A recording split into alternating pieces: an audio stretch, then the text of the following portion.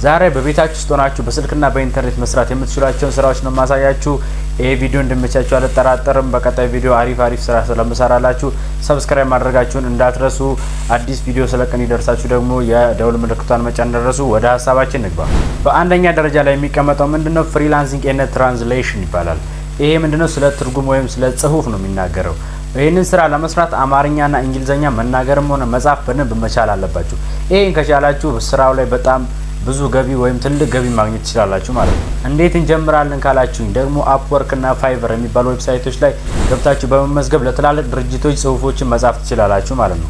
በሀገራችን በኢትዮጵያ ውስጥ ለማህበራዊ ሚዲያዎቻቸው ጽሁፍ እንዲጻፍላችሁ የሚፈልጉ ብዙ ድርጅቶች አሉ። ስለዚህ እናንተ በመማር ወይም ደግሞ ራሳችሁን በማሰልጠን ይህን ስራ በመስራት ትልልቅ ገቢዎችን ማግኘት ትችላላችሁ ማለት ነው። ሁለተኛው ደግሞ ግራፊክስ ዲዛይን ዊዝ ካንቫ የሚባል ነው።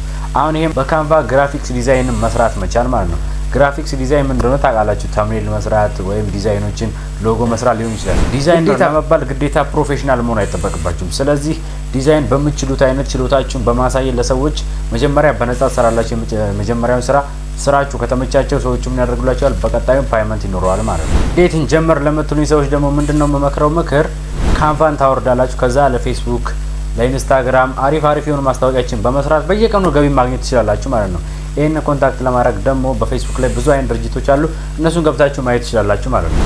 ሶስተኛው ደግሞ የሚሆነው ሶሻል ሚዲያ ማኔጅመንት ወይም ሶሻል ሚዲያን መስራት ወይም ማስተካከል፣ ለሰዎች ሶሻል ሚዲያን መስጠት ማለት ነው። በኢትዮጵያ ውስጥ ያሉ ትላልቅ ድርጅቶች በሶሻል ሚዲያቸው ላይ ብዙ አይነት ተከታይ ይፈልጋሉ። ለዛም ደግሞ ታዋቂ የሚባሉ ሰዎች በሶሻል ሚዲያ ማኔጅመንት ላይ የእነሱን ቪዲዮ በመስራት ለነሱ ሬስቶራንትም ሊሆን ይችላል፣ ማርኬትም ሊሆን ይችላል፣ ብዙ አይነት ስራ ሊሆን ይችላል።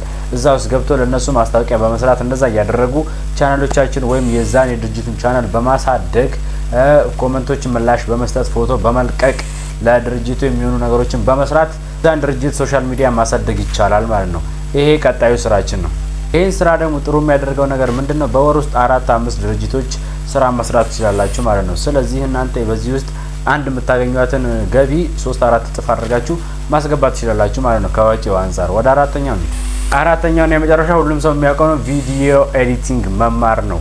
ቪዲዮ ኤዲቲንግ ከተማራችሁ መቼም አያልፍባችሁም። በቃ ዩቲዩበር ብትሆኑ፣ ቲክቶከር ብትሆኑ፣ ኢንስታግራም የምትሰሩ ሰዎች ብትሆኑ፣ ፌስቡክ በቃ አጠቃላይ ሶሻል ሚዲያ የምትጠቀሙ ሰዎች እንዳለ ኤዲተር ግዴታ ያስፈልጋቸዋል። ስለዚህ የነዛን ቪዲዮ መጀመሪያ ትቀበላላችሁ።